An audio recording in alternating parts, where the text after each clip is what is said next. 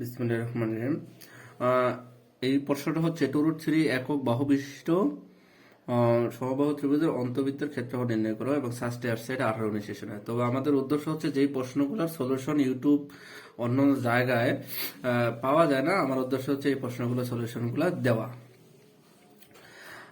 তো এটা আমরা যদি সলভ করি তাহলে বলছে টু সমবাহু ত্রিভুজ, তাহলে আমরা একটা সমবাহু ত্রিভুজ আঁকি, এটার নাম দিই ABC।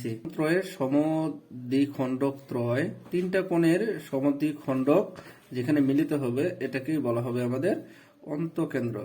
এখন অন্তকেন্দ্র এটা আমরা যে বৃত্ত আঁকি এটাই হয়ে যাবে আমাদের অন্তবৃত্ত, যেটা আমরা করছি ক্লাস 10-এ 9-10-এ।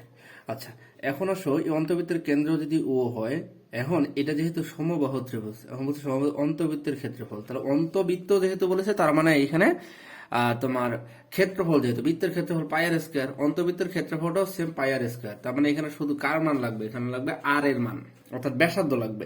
ব্যাসার্ধ পেলে আমাদের অঙ্ক হয়ে যাবে। কারণ ব্যাসার্ধ এখানে কোনটা, আর আমরা এখানে লিখে দিচ্ছি, দেখো একটা সমবাহু ত্রিভুজের ক্ষেত্রে ভরকেন্দ্র, অন্তঃকেন্দ্র এবং লম্বকেন্দ্র হচ্ছে একই। এবং আমরা যদি এটা বলি যে এই বিপরীত শীর্ষতে একটা লম্ব আট করি, তারপরে এই বাহু থেকে বিপরীত বাহুর উপর একটা মধ্যমা আট করি এবং তিনটা মধ্যমা যদি অঙ্কন করি, এই মধ্যমাত্রায় যে বিন্দুতে মিলিত হয় সেটাই হচ্ছে আমাদেরকে ভর কেন্দ্র। তার মানে বলে দিছি যে এই তিনটা ইয়াই একই হয়, তার মানে কেন্দ্র একই হয়। তার মানে এটা এ ডি যদি আমি দিই, এডিটা হচ্ছে আমাদের এখানে কি মধ্যমা, এডি এখানে মধ্যমা, তাহলে আমরা এটা বলতে পারি যে এডি মধ্যমা, এডি মধ্যমা। ও হচ্ছে অন্তকেন্দ্র, অন্তকেন্দ্র। ও হচ্ছে কি অন্তকেন্দ্র, তারপর লম্বকেন্দ্র এবং ভরকেন্দ্র। লম্বকেন্দ্র কোনটা? লম্বকেন্দ্র হচ্ছে বিপরীত শীর্ষ হতে বিপরীত বাহুর উপর অঙ্কিত লম্ব, তার মানে এডি এখানে লম্ব এবং এডি এখানে হচ্ছে মধ্যমা। তার মানে এইখানে আমাদের ব্যাসার্ধ কোনটা? ব্যাসার্ধ হচ্ছে আমাদের ওডি, ওডি হচ্ছে আমাদের ব্যাসার্ধ।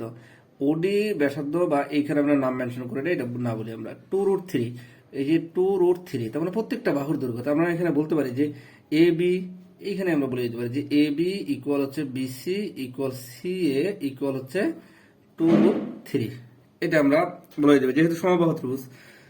তারপরে আমাদের এই এবি দেওয়া আছে। এখন আমরা বিডি যদি বের করি, বিডির মান যদি বের করি তাহলে কত আসবে? বিডি ইকুয়াল আমরা বলতে পারি যে ডি হচ্ছে, যেহেতু এডি মধ্যমা, এডি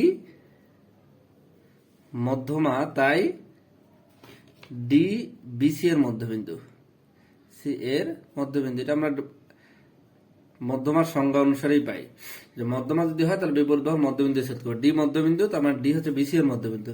তাহলে বিডি ইকুয়াল কত হবে? হাফ অফ বিসি, আর বিসির মান হচ্ছে কত? 2√3, তাহলে হাফ অফ হচ্ছে 2√3, তাই 2 কেটে দাও, তাহলে হচ্ছে √3। এবার আমরা আসি, আমাদের লাগবে কি? আমাদের OD equal what, R equal OD equal হচ্ছে হোয়াট।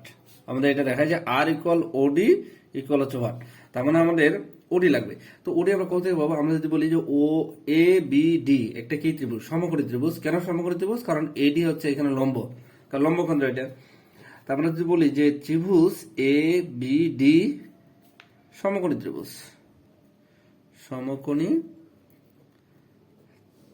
ত্রিভুজ, তাহলে আমরা লিখতে পারি এ বি স্কোয়ার ইকুয়াল হচ্ছে বিডি স্কোয়ার প্লাস হচ্ছে এডি স্কোয়ার।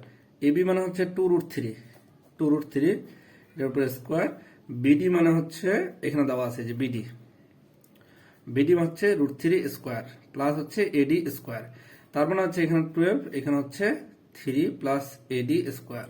তার মানে এডি ইকুয়াল কত আসতেছে? 3 আসবে এখানে। 12 থেকে 3 গেলে 9, তার স্কোয়ার করলে 3, তার মানে এডি বের হয়ে গেছে আমাদের এডি। এখন এডি আমরা কি জানি যে এখানে দেখো মধ্যমা, এডি মধ্যমা কত বিন্দুতে? এডি মধ্যমা ও বিন্দুতে কত অনুপাতে বিভক্ত হয়? 2:1 অনুপাতে বিভক্ত হয়। তার মানে আমরা বলতে পারি যে এডিটা, এডি এই পাশে হচ্ছে 2 অংশ আর এই পাশে হচ্ছে কত? 1 অংশ, তারপরে 2 আর এখানে কত? 1, তারপরে 2:1 অনুপাতে এটা বিভক্ত হয়। তা আমরা যদি বলি যে এডি হচ্ছে এ ও, এটা হচ্ছে 2, আর একটা হচ্ছে ওডি, এইখানে হচ্ছে 1, আমরা হিসাবের সুবিধাতে ধরলাম এডি, তার মানে এডি ইকুয়াল কত? এডি ইকুয়াল টোটাল হচ্ছে 3, 3/1 হচ্ছে আমাদের ওডি। তাহলে আমরা এটার ক্ষেত্রে কি ধরতে পারি যে ওডি ইকুয়াল হাফ অফ কত এডি, হাফ তো হবে না, 1/3 এডি। এডির মান কত বের করছে? 1/3,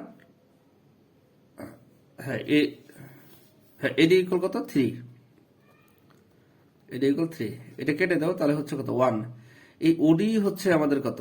আর। আমরা এখানে বলে দিয়েছি ওডি ইকুয়াল হচ্ছে আর।